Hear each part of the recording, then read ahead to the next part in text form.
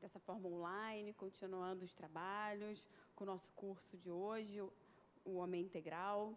Mas antes da gente começar, a gente vai lembrar das nossas necessidades, que na verdade são as necessidades dos nossos irmãos, da nossa obra social. Nós precisamos muito da ajuda de vocês. A gente está com uma demanda muito grande e com poucos recursos. Então, a gente precisa muito que vocês se movimentem, vocês espalhem essa necessidade, que não é só nossa, mas de muitos. Está aparecendo aí na tela de vocês o banco, a nossa conta, onde pode ser depositado. Caso você queira trazer aqui, ou tem alguém que possa trazer, a gente está tendo recebimento na casa de segunda a sábado, de 9 às 18, tá certo? Então, para a gente poder continuar com todos esses trabalhos extremamente importantes, que não podem ser interrompidos, não importa o que esteja acontecendo. E é isso, vamos seguir com o nosso evangelho de hoje. Reconhece-se o cristão pelas suas obras. Nem todos os que me dizem Senhor, Senhor, entrarão no reino dos céus, mas somente aqueles que fazem a vontade de meu Pai que está nos céus. Escutai essa palavra do Mestre, todos vós que repelis a doutrina espírita como obra do demônio. Abre os ouvidos, que é chegado o momento de ouvir.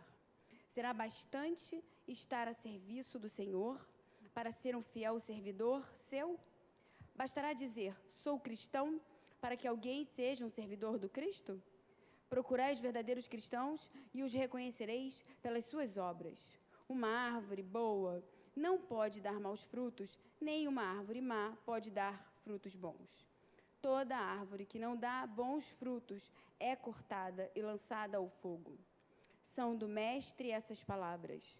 Discípulos do Cristo, compreendei-as bem. Quais são os frutos que deve dar a árvore do cristianismo? Árvore possante, cujos ramos frondosos cobrem com a sua sombra uma parte do mundo, mas que ainda não abrigam todos os que haverão de se agrupar-se em torno dela. Os frutos da árvore da vida são frutos de vida, de esperança e de fé. O cristianismo, tal como o fizeram há muitos séculos, continua a pregar essas virtudes divinas. Esforça-se por espalhar seus frutos, mas quão poucos os colhem. A árvore é sempre boa, mas os jardineiros são maus. Quisera adaptá-las, suas ideias, modelá-la de acordo com as suas necessidades, talharam-na, rebaixaram-na, mutilaram-na. Seus ramos estéreis não dão maus frutos, porque não mais os produzem. O viajor sedento, que se detém sob a sombra, à procura do fruto da esperança, capaz de lhe restabelecer a força e a coragem, somente se depara com uma ramagem árida, prenunciando tempestade. Em vão pede o fruto da vida, a árvore da vida. Ressecadas as folhas caem. A mão do homem tanto as manipulou que as queimou. Abre, pois, os ouvidos e os corações, meus bem-amados.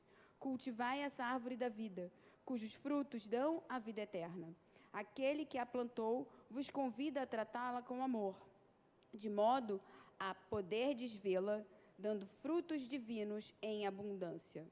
Conservai-a tal como Cristo vô-la entregou. Não a mutileis. Ela quer estender a sua sombra imensa sobre o universo.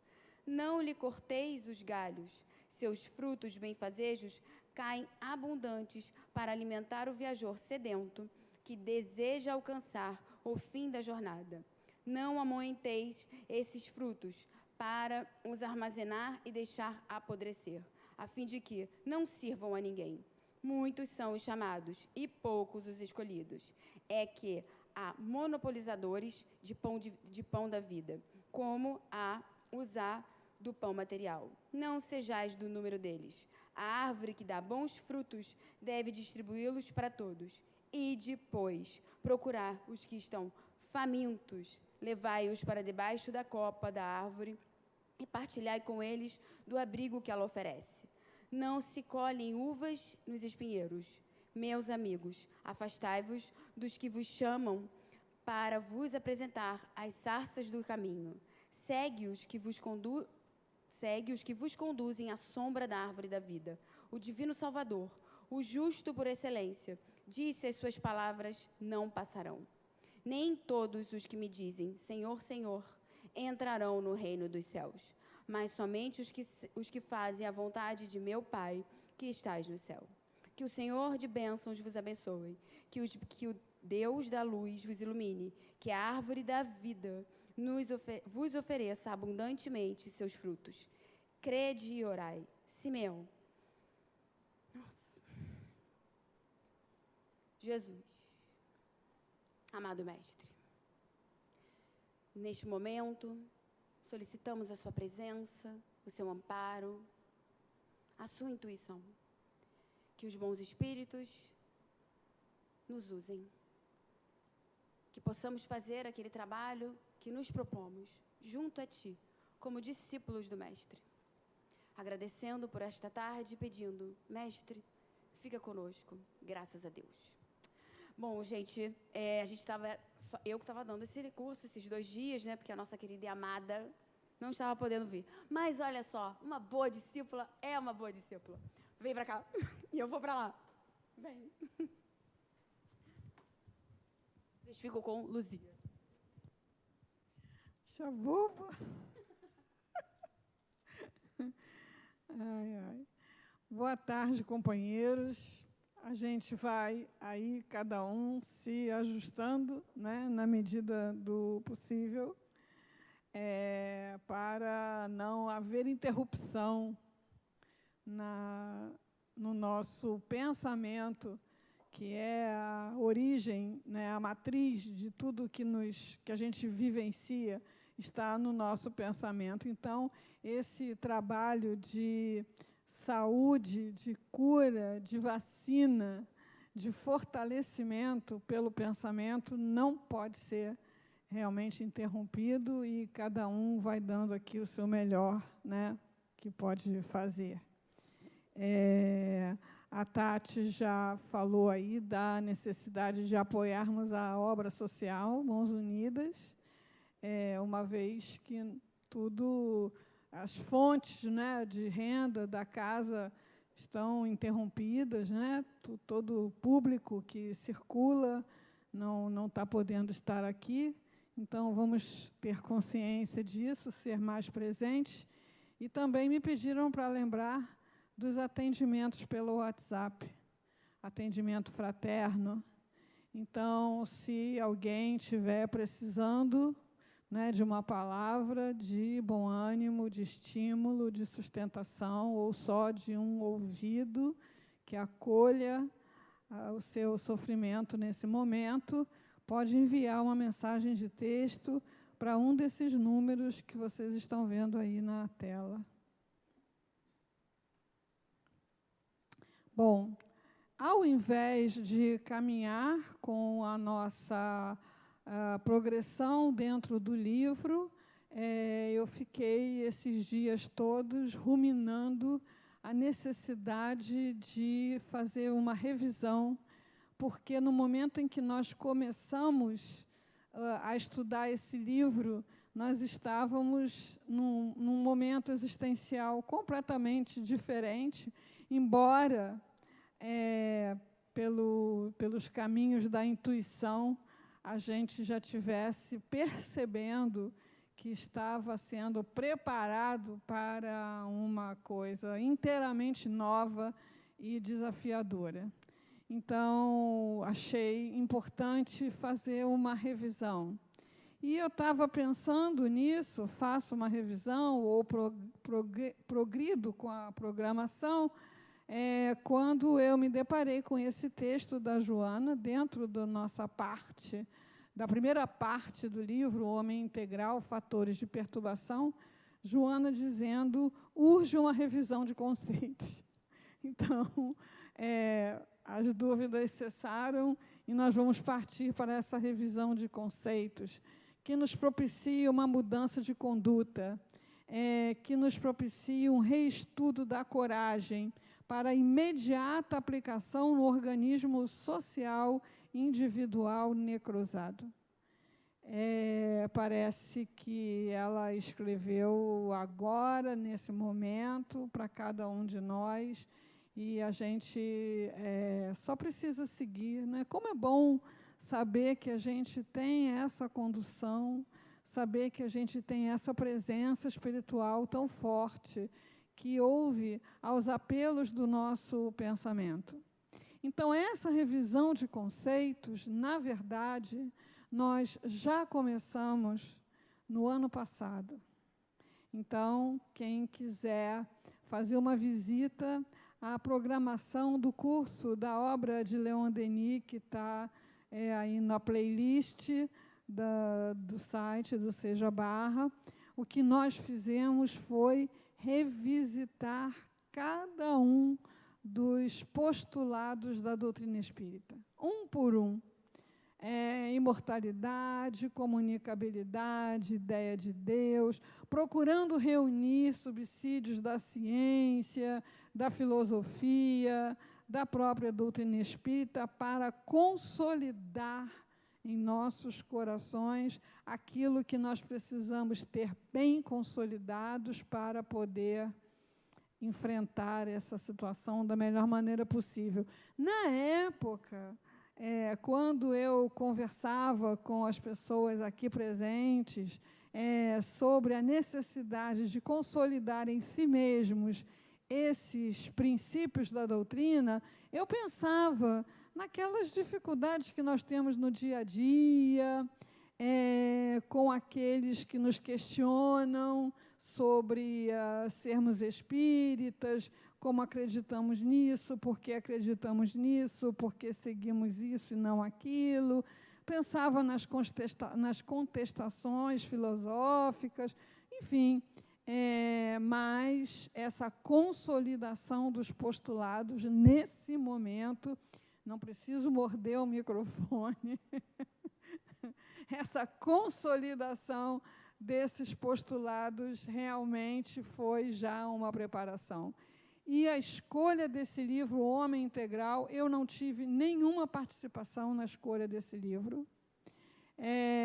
Já tinha estudado esse livro em outros grupos e outras pessoas que já devem ter estudado esse livro não o perceberam, não o sentiram com a profundidade que estão sentindo agora. Então, eu acho que, para esse momento, Joana de Ângeles não podia ter nos colocado uma obra mais poderosa no sentido de nos fortalecer e nos curar do que esse livro, Homem Integral. E a primeira parte é fatores de perturbação. E a gente até começou a sentir um certo frisson, né, quando a gente começou a preparar as aulas, enquanto o noticiário se avolumava. E isso, caramba, o que está acontecendo? Né? Então, é isso que está acontecendo. A casa de Joana de Ângeles tem, agora, para mim, fora de qualquer dúvida, de qualquer questão, uma direção espiritual muito direta de Joana de Ângeles, e cada um de nós, eu me sinto absolutamente grata pela confiança que estamos merecendo.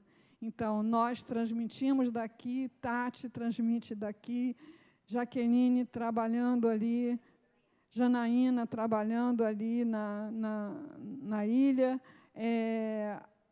as pessoas responsáveis pela administração, mantendo isso aqui limpo, aceso, ligado, funcionando, para que cada um possa cumprir no seu núcleo de relacionamento, família, trabalho, condomínio, redes sociais, esse mesmo papel de levar a mensagem poderosa da doutrina espírita, através do pensamento de Joana de Ângeles, para essa situação e para todas as outras. Né? Não vamos pensar que no momento em que isso ficar para trás, que virarmos essa página, ufa, nossos problemas acabaram. Né? Nós ainda temos uma trajetória muito grande até chegarmos a uma situação espiritual em que possamos nos sentir mais serenos, mais seguros e mais produtivos. Então, é preciso definir o que, na visão de Joana de Ângeles, é o homem integral. Esse livro se propõe nos apresentar a nós mesmos, porque nós temos uma consciência muito parcial de nós mesmos, né? Nós ainda não nos acordamos da nossa natureza divina. Vivemos uma parte muito pequena das nossas possibilidades.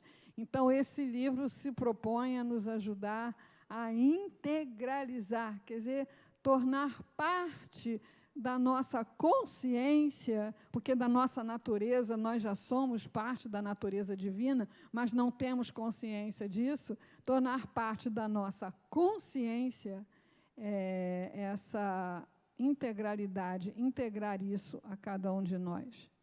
Então, Joana começa a introdução do livro falando dos esforços que a humanidade tem feito para explicar o homem e, afinal, o que é o ser humano.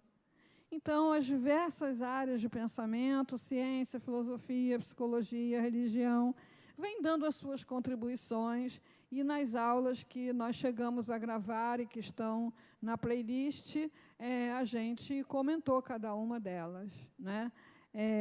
O fato é que, em algum momento, no livro Evolução em Dois Mundos, André Luiz faz uma descrição poética do despertar da consciência, que é uma coisa que me marcou muito, né? Então, no processo de contemplar a morte, aquele homem ainda tão primitivo, né? Não vou ousar aqui dizer se era sapiens, se era neandertal, que os meus conhecimentos não chegam a isso, né? Mas aquele homem bem primitivo, contemplando a morte, sepultando aquele que lhe era querido, aquele que lhe era próximo, olhando para a morte, tomou consciência. A consciência despertou através da contemplação da morte. Por quê? Porque quando nós contemplamos a morte, essa questão ela vem à nossa mente naturalmente. Para onde foi? Para onde foi aquela emoção? Para onde foi aquela vontade? Para onde foram aquelas ideias? Então, tem isso lá em Evolução em Dois Mundos, descrito lá por André Luiz, inclusive com os detalhes técnicos, de que momento das eras, da era, qual era, enfim. Mas eu me lembro de uma experiência que eu tive quando eu era acadêmica do 2º ano de medicina e me apresentei para acompanhar um plantão numa maternidade. E essa maternidade tinha tanto trabalho, tinha tanto movimento, que qualquer pessoa que chegasse vestida de branco lá, eles botavam para trabalhar. Entendeu? Não queria nem saber direito, né, se você estava de branco porque você gostava de usar branco. Então você fica aqui nessa sala, você fica aqui ajudando esse aqui, você fica ali olhando aquilo ali para aprender como é que faz. Então, naquela confusão, chegou uma mulher em trabalho de parto, com um quadro grave de eclâmpsia, convulsionando, e entre uma e outra convulsão, ela dizia: não me deixa morrer, eu não quero morrer, não me deixa morrer, eu não quero morrer. E foi aquela correria toda, e, afinal, não teve jeito, e ela desencarnou, operaram ela já morta, tiraram um bebê ainda vivo, numa cesárea pós-mortem, e depois que fizeram tudo que tinham que fazer, saíram da sala. E eu, meus 21 anos ali, fiquei sentada olhando para aquele corpo cortado daqui, cortado. Desculpem a imagem, mas é isso mesmo que acontece. Eu fiquei me perguntando, para onde foi? Para onde foi toda aquela vontade de viver? Para onde foi toda aquela ânsia pela vida? Como é que pode ter acabado? Como é que pode não existir mais? Então, o ser humano vem se fazendo essa pergunta desde sempre, vai se fazer essa pergunta enquanto ainda não estiver plenamente convencido de que nós somos espíritos imortais, que os corpos com os quais nós fazemos a nossa trajetória de aprendizado, de crescimento, são vestimentas, e que aquilo que nós aprendemos em conhecimento e virtude é nosso para sempre e nunca se acaba. Então, o que é um ser humano? Para nós, um espírito reencarnado. Mas a ciência, a filosofia, a psicologia, a religião, estão aí, cada uma apresentando as suas teorias e crescendo nessa percepção, não porque encontram incertezas, mas porque encontram dúvidas. Então, hoje, já não se define vida com tanta segurança como se definia antigamente. Já se não define cérebro, mente, psique, com tanta segurança como se definia antigamente. Por quê? Porque todas essas definições são parciais, e a nossa definição definitiva é integral. Então, o Espiritismo vem fazendo um esforço de sintetizar todas essas correntes de pensamento, estudando o homem na sua condição de espírito eterno, e apresenta a proposta de um comportamento filosófico, idealista, imortalista, auxiliando na equação de problemas com base na reencarnação. Porque sem a base da reencarnação não há explicação para nada. Para nada. Tudo são coisas sem sentido que o ser humano é obrigado a viver, a conviver. Não tem explicação. Então, por isso, a doutrina espírita traz para a sua compreensão, para a sua explicação, para a sua doutrina, a ideia da reencarnação. Então, nessa primeira parte, Joana se propõe estudar fatores de perturbação e sugerir terapias para ela de fácil aplicação, fundamentadas na análise do homem à luz do Evangelho e do Espiritismo, tendo como ideal Jesus, o homem integral de todos os tempos. Então, nós temos um modelo e guia, como está no Livro dos Espíritos, Jesus. Quando nós quisermos saber o que é um homem integral, é Jesus. E as terapias de fácil aplicação são aquelas que Jesus nos recomendou. E por que é que a gente acha complicado? Porque nós somos complicados. Mas as teorias são de fácil aplicação, como está também no Livro dos Espíritos, desde que haja vontade, através de insignificantes esforços. Então, eu não gosto da perturbação, eu não quero a perturbação, mas para você se livrar da perturbação, você tem que fazer esse aprendizado, você tem que fazer isso que Jesus ensinou. Ah, não, isso é muito difícil. Ah, não, isso eu não consigo. Ah, não, eu aprendi nessa encarnação, eu podia ter reencarnado para aprender só isso, com Divaldo Pereira Franco. Toda vez que você disser, não adianta, eu não consigo, diga, não adianta, eu não quero. Isso é de uma verdade que deixa a gente nu diante da gente mesmo, porque como a gente tem gostado de usar esse não adianta, eu não consigo como justificativa para não se esforçar. Como a gente tem usado isso, né? Então, olha, você precisa melhorar seus hábitos alimentares. Não adianta, não consigo. Olha, você precisa fazer caminhada. Não adianta, não consigo. Olha, você precisa perdoar. Não adianta, não consigo. Substitui por não quero, que você vai ver uma coisa mágica, né, acontecer.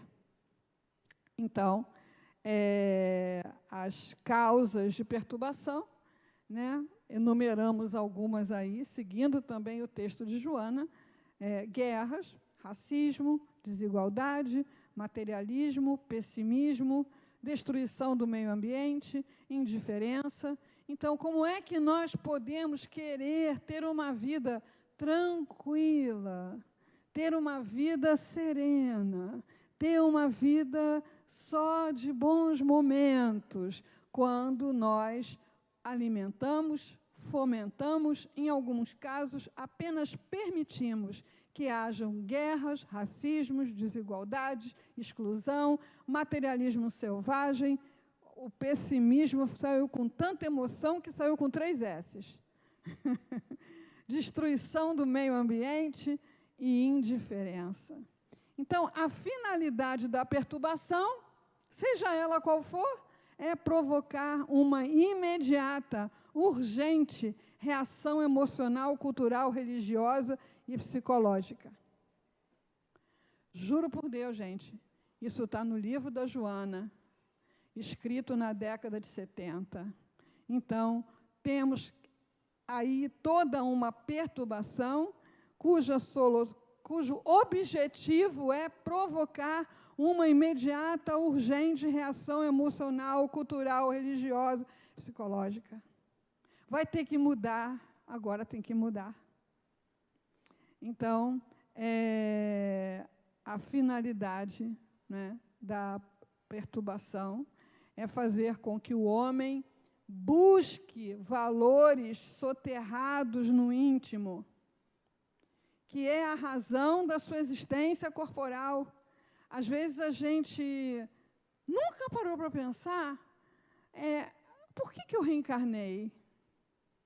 Por que eu reencarnei? Qual o objetivo dessa encarnação? Então, é claro que tem uma explicação geral, né? Eu reencarnei para melhorar, né? Eu reencarnei para aprender, eu reencarnei. Mas melhorar em quê? Mas aprender o quê? Não é? Então, Joana fala que cada dificuldade, cada momento complicado nos obriga a buscar os valores que jazem adormecidos no nosso íntimo, mas eles estão lá. Porque seria absurdo, seria cruel que nós fôssemos colocados diante de dificuldades, se para lidar com elas nós não tivéssemos nada dentro da gente para isso, se nós não tivéssemos valores, ainda que adormecidos, para lidar com elas. Então, as perturbações, elas nos obrigam a acordar esses valores soterrados no íntimo, encontrar-se com a vida, enfrentá-la e triunfar. Esse é o seu fanal, esse é o nosso destino. É para isso que a gente está aqui. É para isso que a gente está tendo que lidar com todas essas coisas, para vencer. Não fomos colocados na vida para perder. Fomos colocados na vida com todas as dificuldades para vencer.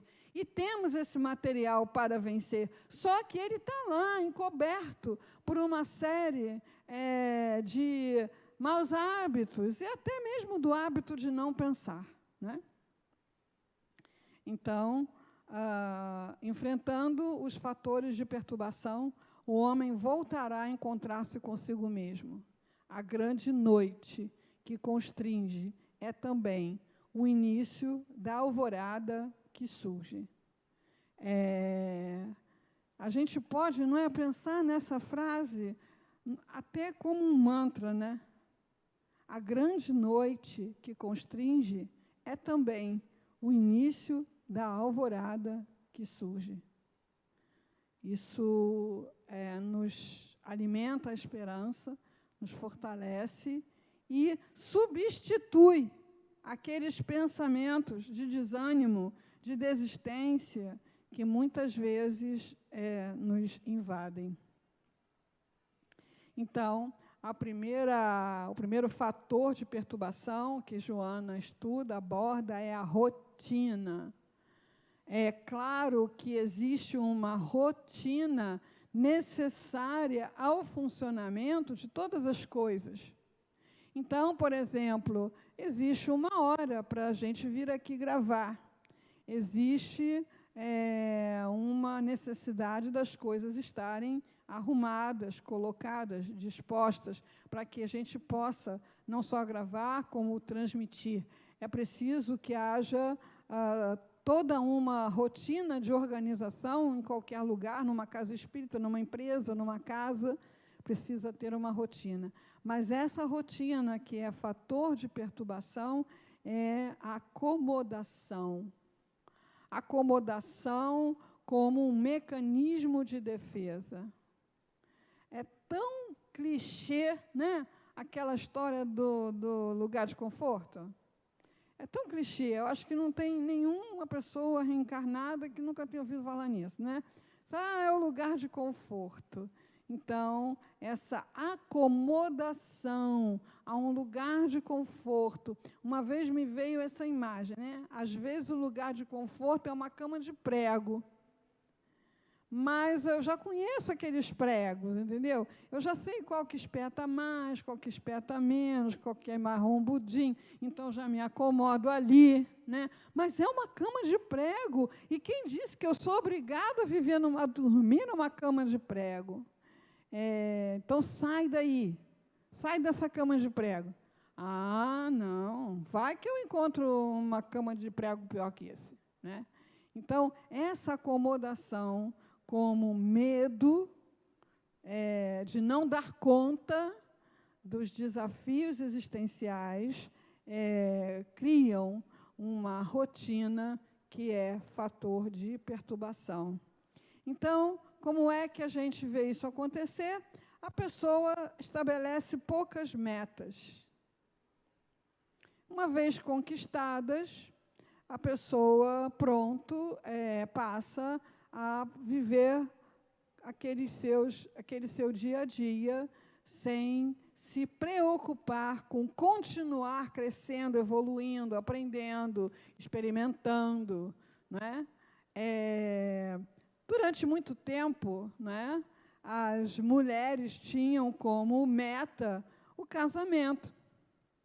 Então, até que elas conseguissem um casamento, né, elas se cuidavam, elas aprendiam um monte de coisas, se mantinham elegantes e tal. Aí, depois que casava, né, pronto, né, já alcançou a meta, então agora é só ir vivendo por viver, um dia após o outro, né, naquela mesmice.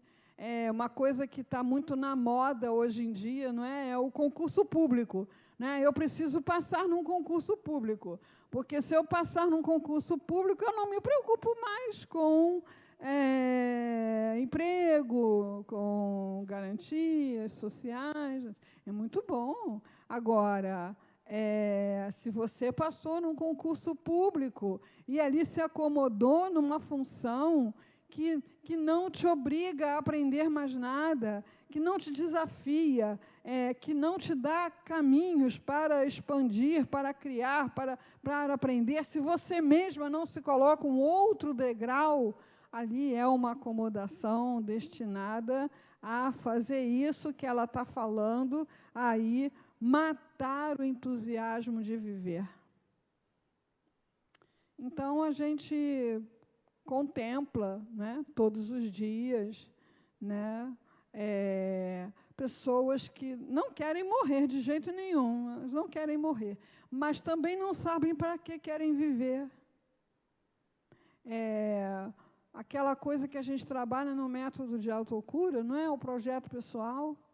Então, viver é uma coisa tão maravilhosa, né? Viver é uma coisa que nos dá tantas possibilidades, nos dá tanto aprendizado, tanto desafio, mas os olhinhos não brilham mais, né? Os olhinhos, né? Como é que você vai? Eu vou indo. Você vai indo, né? E o pior é que diz que vai indo como Deus quer, né? Da onde tirou da cabeça que Deus tem como objetivo que você vá indo, né? Eu vou indo. Com Jesus, a gente aprende a ser livre para ser e atuar, ter respeitado os seus valores e opções de discernir, considerando naturalmente os códigos éticos e sociais, sem submissão acomodada e indiferente aos padrões de conveniência dos grupos dominantes. Então, se no meu lugar de trabalho, se mesmo na casa espírita, se mesmo no grupo familiar os padrões que ali estão vigentes se mostram estagnados, se mostram gastos, se mostram já exauridos, eu tenho a liberdade e o direito de propor, de trabalhar pela mudança. Nessa lida de fazer palestras em algumas casas espíritas, infelizmente, a gente contempla casas morrendo em função de rotinas desgastadas, acabadas, por falta de quem tivesse a iniciativa, o esforço, a energia para trazer uma mudança equilibrada, mas uma mudança. Isso se chama submissão acomodada e indiferente. Isso não pode levar a bem-estar, isso leva à perturbação, né?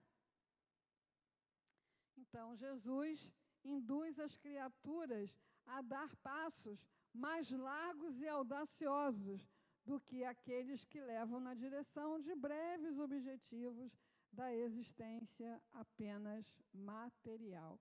Então, Jesus nos convida a tomar a nossa cruz e segui-lo. Jesus nos convida a caminhar mais uma milha com aquele que nos pede para caminhar uma só. Jesus nos convida a fazer diferença, né? Jesus fez alguma coisa sobre isso, né? Aí fica como sempre, né? Que eu gosto muito disso, fica sempre aí um convite à pesquisa. Vamos pegar o Evangelho, vamos pesquisar os exemplos de Jesus, que de forma nenhuma se acomodou a nenhuma rotina que fosse de estagnação. Então, essa frase, né, foi uma resposta que ele deu quando vieram lhe cobrar o fato dele ter curado um homem no sábado. O sábado é o dia do repouso, do descanso. Então, segundo aquela lei, né, seguida lá pelos fariseus, no sábado não se faz nada. Se a pessoa estiver morrendo e for sábado, você deixa ela morrer, né? Então, Jesus fala para eles que o sábado é para o homem e não o homem para o sábado. Então, não fazer nada no sábado é uma rotina que está em vigor até hoje. Em muitas correntes religiosas, no sábado não se faz nada. Por quê? Porque é sábado. É uma interpretação literal da Gênese mosaica. Deus descansou no sábado. Então, todos nós temos que descansar no sábado. Então, no sábado, ninguém faz nada. E Jesus colocou que o sábado é para o homem, não o homem para o sábado. Então, isso é o quê? Isso é o questionamento inteligente, racional, de uma rotina que se mostra perturbadora. A ansiedade e o medo, eu juntei, são capítulos separados no livro. Mas claro que existe ansiedade que não é medo, mas o medo gera ansiedade. Eu acho que as coisas podem ser juntadas de uma forma didática, mas vocês podem ir no livro, aliás, devem ir no livro, estudar cada uma, fazer o resumo de vocês, querendo colocar perguntas, coloquem perguntas, a Tati vai responder todas elas, né? A ansiedade tem situações que é normal, né? Quem é que vai fazer um vestibular, né? Hoje é Enem, né? Sei lá. Quem é que vai fazer um concurso e não vai ficar ansioso para saber o resultado? Quem é que vai marcar um encontro amoroso com alguém pela primeira vez e não fica ansioso? Quem é que vai fazer uma viagem, né, para um lugar que nunca foi e não vai ficar ansioso. Então, a ansiedade, em certos momentos, em certas situações, ela é perfeitamente natural. Nesse caso, ela é uma equilibrada expectativa.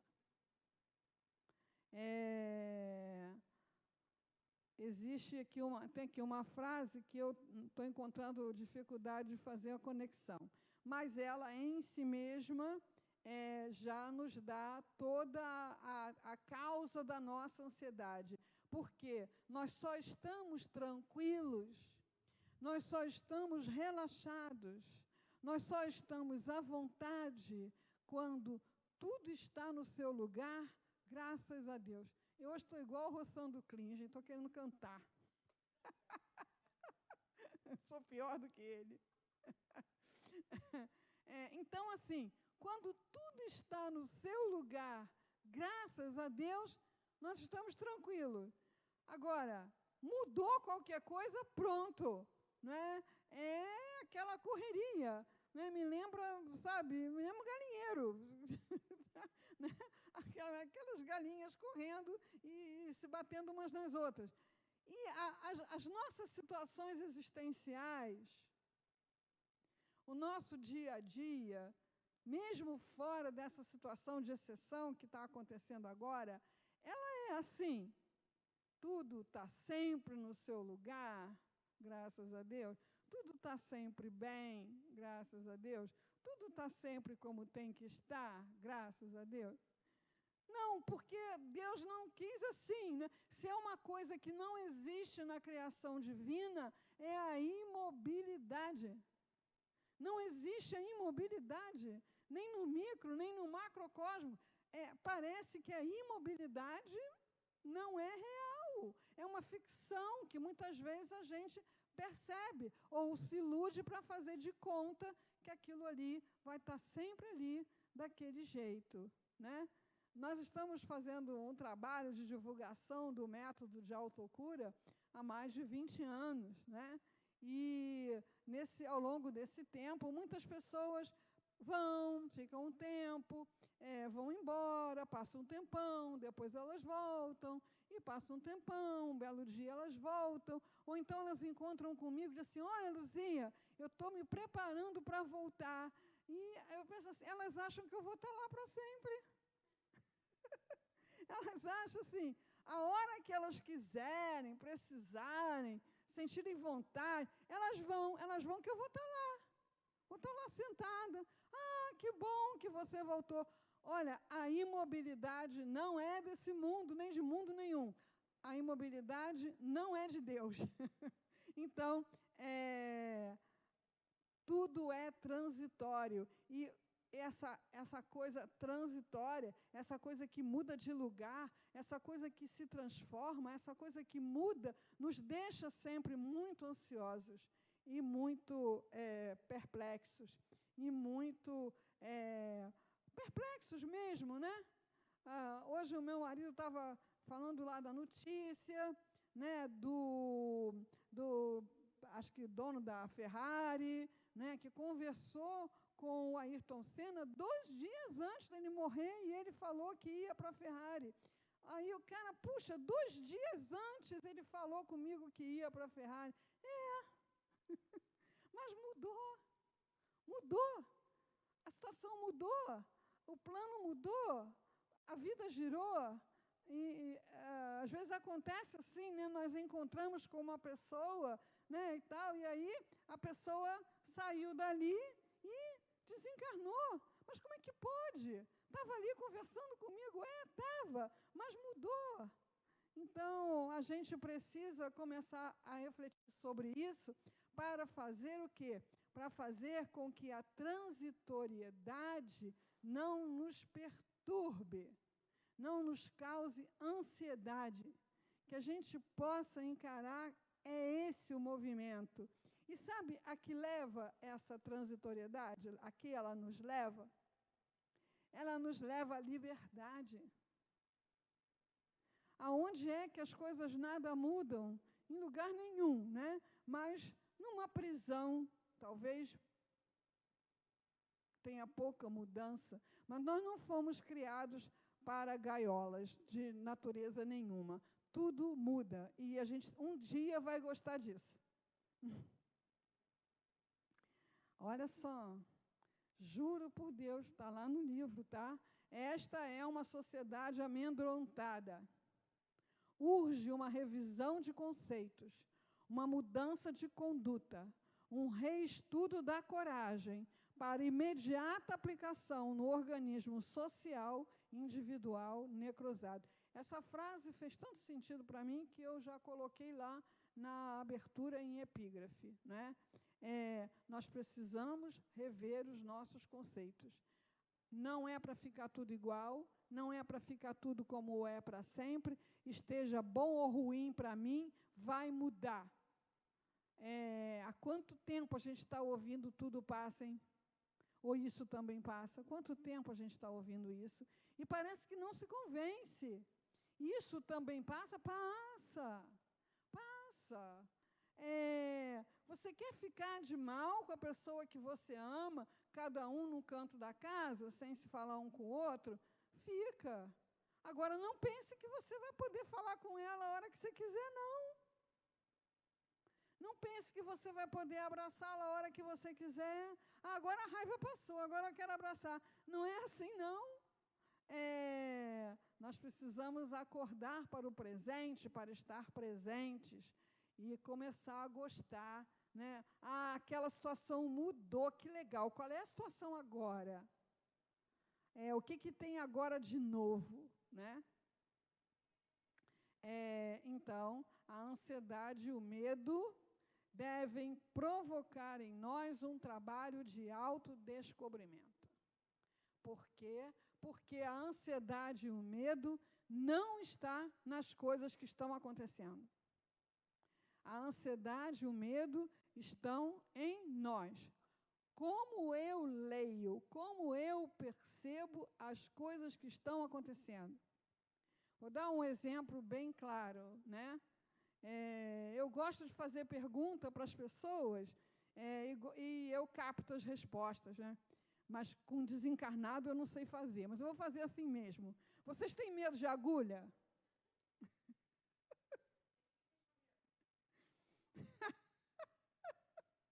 Pois é, tem uns que... né? Então, tem pessoas que têm que fazer um exame de sangue, né? É um problema sério. A pessoa já vai pálida no elevador, né? Quando bota o braço lá, já fica meio bambo. Quando vê a agulha, desmaia. É um problema seríssimo. Tem outras pessoas que nem te bola, né? Vai lá, te dá. Qual o problema? Não é nem uma espetadinha de nada, micha, né? Então, o problema não é a agulha. O problema é o que a agulha representa para aquela psique. E o que a agulha representa para aquela psique? Ela vai precisar fazer um trabalho de autodescobrimento para poder saber o que é e resolver. Ou sozinha, ou com a ajuda de psicólogo. O psicólogo precisa ganhar a vida, viu, gente? Consultem com seus psicólogos online, estão precisando, né? Porque o problema não é a agulha, o problema não é o elevador, o problema não é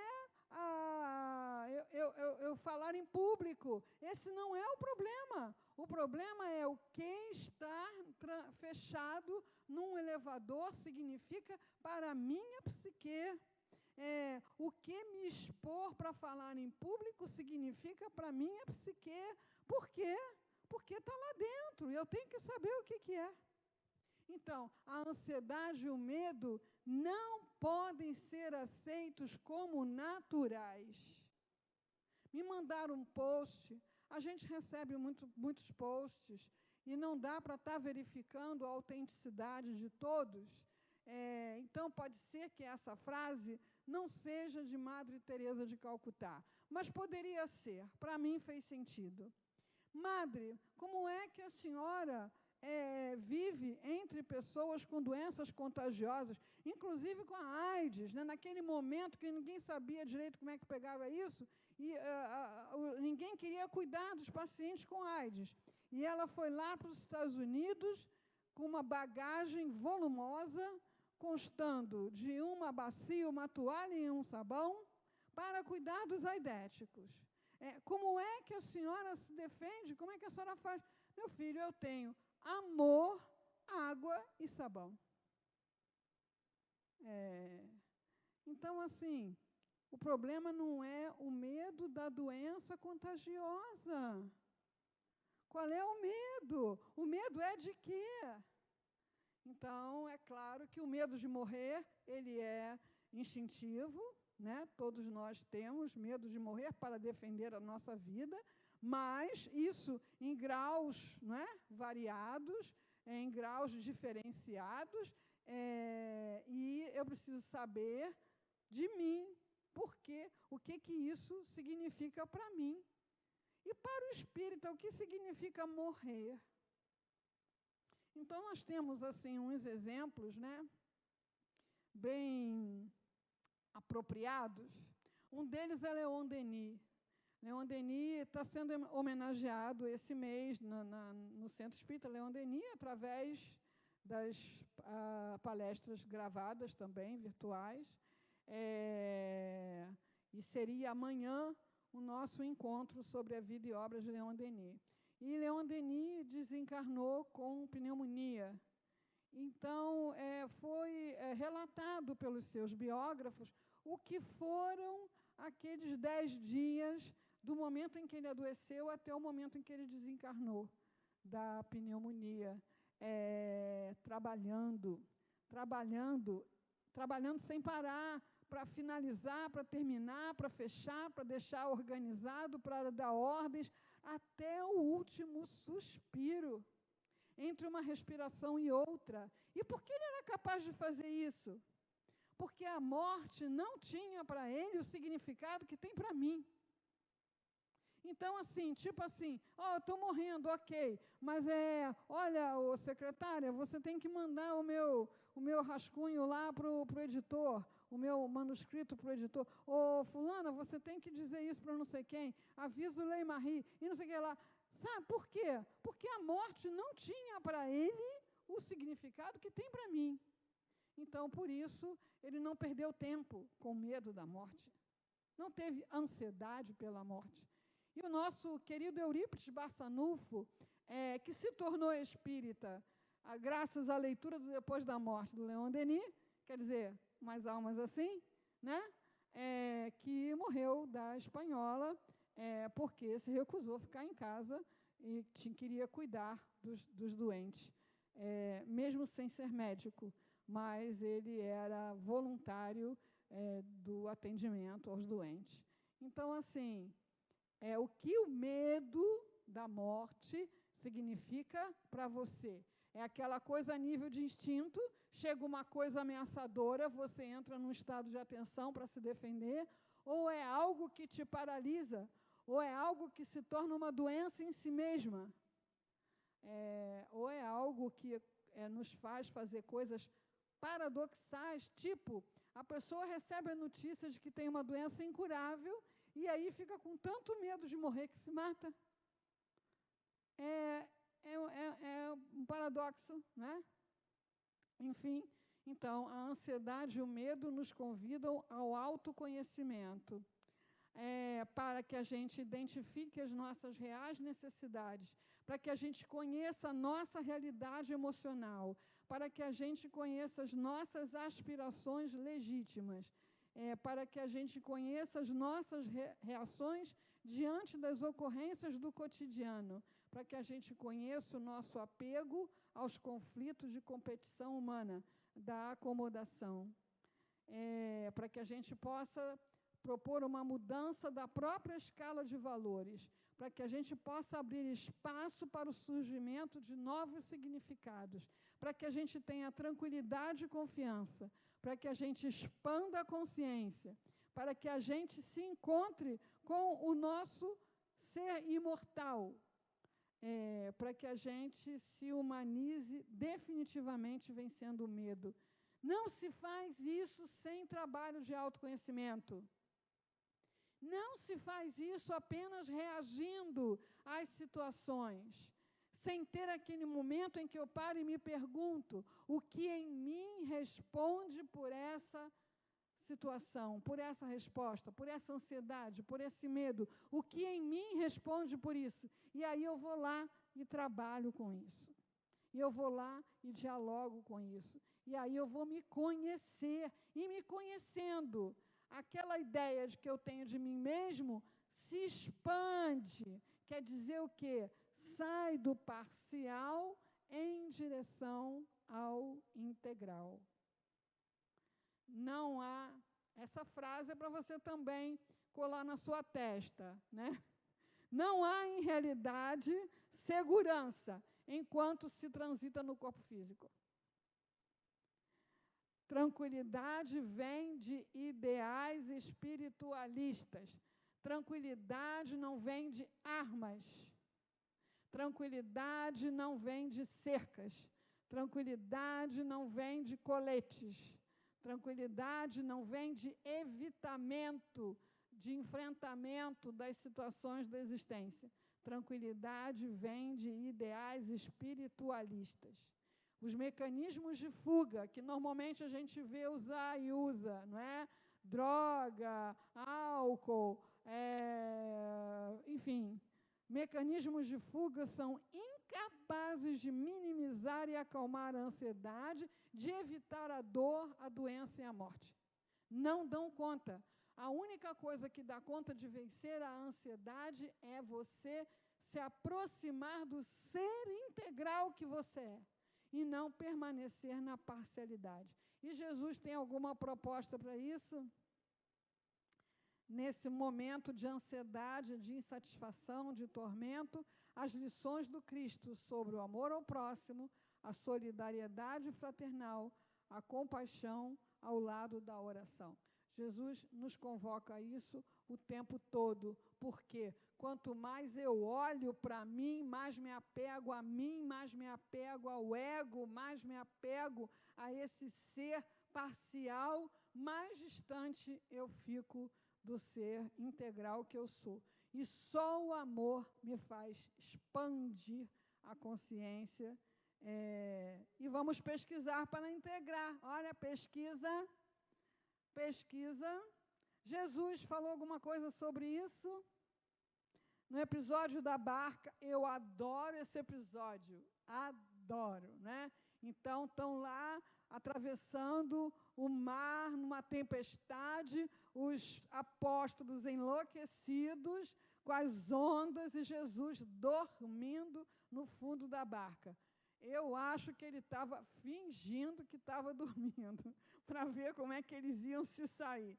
E quando eles estavam já enlouquecidos, eles vão acordar Jesus. Mas olha só, a gente está morrendo, você está aí. Tipo mesmo, né, Emmanuel no avião, né? Sim, se o barco virar, vocês vão morrer, sim. Qual o problema? Qual o problema? Né? Jesus, no Sermão do Monte, faz o mais belo poema sobre a fé, sobre a confiança, sobre a serenidade, sobre a anti-ansiedade. Olhai os lírios do campo, olhai as aves do céu, sejam como eles fazem a parte deles e confiam. E essa frase também dá para fazer e colar na testa: a cada dia basta o seu mal. Então, hoje temos problemas, hoje temos dificuldades, hoje temos situações para resolver. Vamos resolver as situações de hoje, de agora, o melhor que nós podemos, serenamente. Por quê? Porque nesse trabalho de integralização, a gente tem certeza de que daremos conta, seja lá do que for. Por quê? Porque somos espíritos imortais. Então, semana que vem tem solidão, tá? Vamos pesquisar Jesus mais um pouco, porque ele é o exemplo que Joana coloca para nós, tá? Então, vou pedir a Tati para voltar aqui para fazer a nossa prece.